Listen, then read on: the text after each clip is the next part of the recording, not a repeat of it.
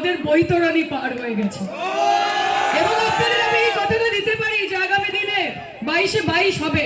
আজকে এখানে যে এনার্জিটা আমি দেখছি সেটা আমাকে সেই কথা বলছে এবং সেটা আমার নেত্রীর কাছে পৌঁছবে।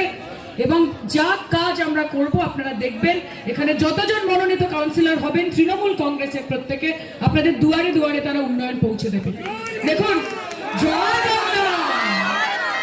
আমি একটাই কথা বারবার বলি, এই যে বিজেপির বিধায়ক হলো, সব হলো, কিন্তু তারপর তোমার দেখা নাই রে, তোমার দেখা নাই, পাওয়া গেল না। কোথায় পাওয়া যায় বিজেপির বিধায়কদের?